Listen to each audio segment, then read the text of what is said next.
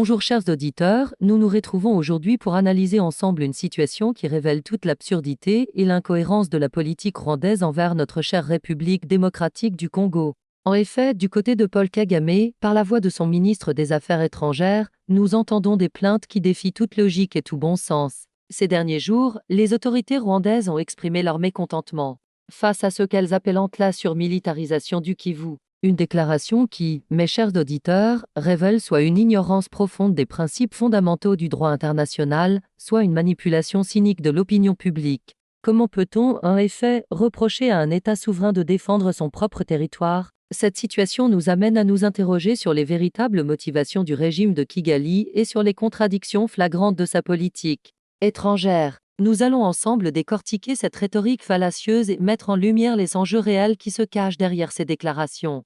Premier, le contexte historique du conflit. Pour comprendre l'ampleur de cette hypocrisie, il nous faut rappeler l'histoire récente de nos relations avec le Rwanda. Depuis plus de 2 décennies, le régime de Paul Kagame n'a cessé d'intervenir militairement sur le sol congolais, prétextant tantôt la poursuite de génocidaires, tantôt la protection de populations Tutsis, tantôt la neutralisation de groupes armés. Ces interventions répétées ont causé des millions de morts et de déplacés dans l'est de notre pays. Les ressources naturelles de cette région ont été pillées systématiquement, alimentant l'économie rwandaise au détriment du développement congolais. Les rapports des Nations Unies ont documenté à maintes reprises ces violations du droit international, sans que cela change fondamentalement la donne. Au fil des années, les justifications rwandaises ont évolué, s'adaptant aux circonstances et aux pressions internationales.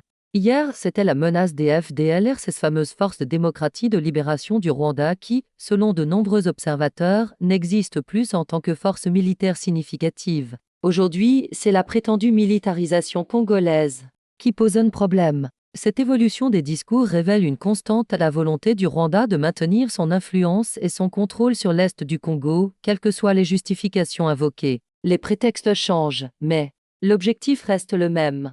Deuxième, les plaintes actuelles du Rwanda. Analysons maintenant ces fameuses plaintes rwandaises. Paul Kagame et son gouvernement se disent préoccupés par la militarisation du Kivu. Ils affirment que cette situation n'arrange pas les choses et constitue un obstacle à la paix dans la région. Mais regardons les faits de plus près. Que reproche-t-il exactement à la RDC? D'acheter des armes pour défendre son territoire, de former ses soldats pour protéger ses citoyens, d'acquérir des drones pour surveiller son espace aérien, de déployer ses forces armées sur son propre sol. En somme, il reproche à la RDC d'exercer sa souveraineté nationale. Cette position est d'autant plus choquante qu'elle s'accompagne de conditions inacceptables.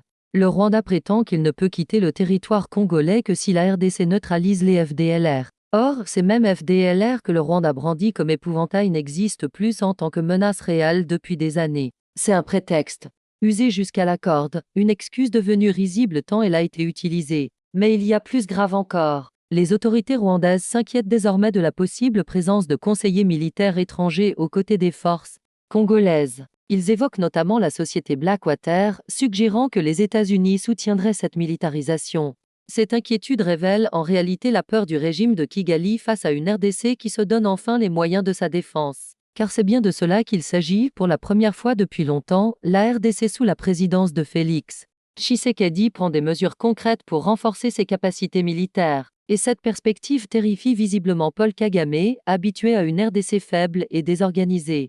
Troisième, la réponse légitime de la RDC face à cette situation. Que fait le président Félix Tshisekedi? Il agit exactement comme doit agir le chef d'un État souverain confronté à des menaces extérieures. Il renforce les capacités de défense de son pays. Concrètement, la RDC a entrepris un vaste programme de modernisation de ses forces armées. L'acquisition d'armements modernes, l'achat de drones de surveillance, la formation de soldats professionnels, tout cela s'inscrit dans une démarche parfaitement légitime de défense nationale. Pas plus tard que la semaine dernière, près de 15 000 soldats congolais ont été déployés dans le Kivu, démontrant la détermination du gouvernement à reprendre le contrôle effectif de cette région. Cette montée en puissance militaire s'accompagne d'efforts pour contrôler l'espace aérien congolais, longtemps violé impunément par les forces rwandaises. La RDC investit dans des systèmes de défense anti-aérienne et des potentialités de surveillance qui lui permettront enfin de faire respecter sa souveraineté territoriale. Certains évoquent également la possible collaboration avec des conseillers militaires internationaux. Si tel était le cas, cela relèverait encore une fois du droit souverain de la RDC de choisir ses partenaires en matière de défense. Aucun pays au monde n'a à demander l'autorisation de ses voisins pour organiser sa défense nationale. Cette transformation de l'armée congolaise marque un tournant historique. Après des décennies de faiblesse institutionnelle et militaire, la RDC se donne enfin les moyens de ses ambitions légitimes. Elle refuse désormais de subir passivement les agressions extérieures et entend faire respecter son intégrité territoriale. C'est précisément cette évolution qui inquiète Paul Kagame, habitué à une RDC incapable de se défendre efficacement. Il découvre aujourd'hui un pays déterminé à reprendre son destin en main. Et cette perspective le dérange profondément car elle remet en question l'équilibre des forces qui lui étaient favorables depuis tant d'années. Quatrième, l'analogie du voisinage et ses implications. Pour bien saisir l'absurdité de la position rwandaise, permettez-moi de développer une analogie simple mais éclairante. Imaginez que vous soyez chez vous, dans votre propre maison, avec votre famille. Vous décidez d'acheter un système de sécurité, d'installer des caméras, de renforcer vos serrures, peut-être même d'engager un gardien. Toutes ces mesures, vous les prenez pour protéger votre foyer et assurer la sécurité de vos proches. Maintenant, imaginez que votre voisin vienne frapper à votre porte pour se plaindre de ces mesures de sécurité.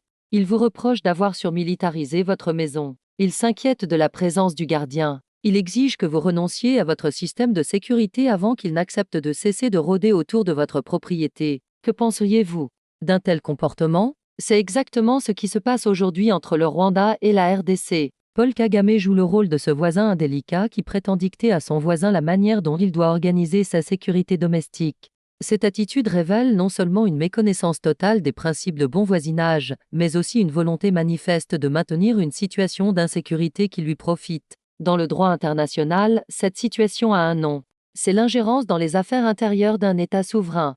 La Charte des Nations Unies, dans son article 2, paragraphe 7, interdit formellement toute intervention dans les affaires qui relèvent essentiellement de la compétence nationale d'un État. La défense nationale fait partie de ces compétences exclusives. Aucun pays au monde n'accepterait qu'un voisin lui dicte sa politique de défense. Les États-Unis ne demandent pas l'autorisation du Mexique pour déployer leurs forces armées le long de leurs frontières communes. La France n'a pas à justifier auprès de l'Allemagne ses choix en matière d'armement. Pourquoi la RDC devrait-elle faire exception à cette règle universelle?